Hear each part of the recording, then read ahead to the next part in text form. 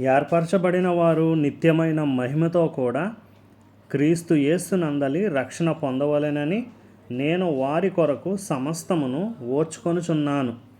అపోస్తులుడైన పౌలు తిమోతికి రాసిన 2వ పత్రిక 2వ అధ్యాయము 10వ వచనము. యోబు బూడిదలో కూర్చుని తనకి వాటిల్లిన శ్రమ గురించి హృదయాన్ని క్షీణింపజేసుకుంటూ ఉన్నప్పుడు ఒక విషయం ఆయనకి తెలిసినట్టయితే ఎంతో ధైర్యం తెచ్చుకునేవాడు.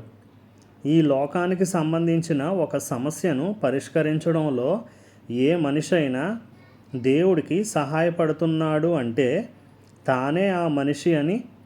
కేవలము తన కోసమే ఏ మనిషి బ్రతకడు. యోబు బ్రతుకు కూడా నా బ్రతుకు లాంటిదే. కాకపోతే అది పెద్ద అచ్చులో రాయబడింది కాబట్టి మన కోసం కాచుకొని ఉన్న శ్రమలేమిటో మనకి తెలియకపోయినా మనకి ఒక నమ్మకం ఉండాలి. యోబు తనను చుట్టుముట్టిన నికృష్ట స్థితిలో పోరాడిన రోజులే ఆయన్ని మనం మాటిమాటికి గుర్తు చేసుకునేలా చేసినాయి. ఆ శ్రమలు యోబుకి రాకపోయినట్టయితే ఆయన పేరు జీవగ్రంథంలో రాయబడేది కాదేమో. అలానే మనం పెనుగులాడుతూ గడిపిన రోజులు, దారి తెన్ను తెలియక కొట్టుమిట్టాడిన రోజులే మన జీవితాల్లో అతి ప్రాముఖ్యమైన రోజులు అని గుర్తుంచుకోండి. మనకి అతి విచారకరంగా అనిపించిన రోజులే అతి శ్రేష్టమైన రోజులు. మనం మొహం నిండా చిరునవ్వుతో వసంతకాలపు పుష్పాలు నిండిన మైదానాల్లో గంతులేస్తూ పరిగెత్తే రోజుల్లో హృదయానికి మాత్రము ఏమీ మేలు జరగదు. ఎప్పుడూ ఉల్లాసంతో ఉత్సాహంతో ఉండే ఆత్మ జీవితపు లోతుల్ని తరచి చూడదు. అలాంటి స్థితిలో ఉండాల్సిన ఆనందము, సంతృప్తి ఉన్నాయి కానీ హృదయం మాత్రం ఎదగదు.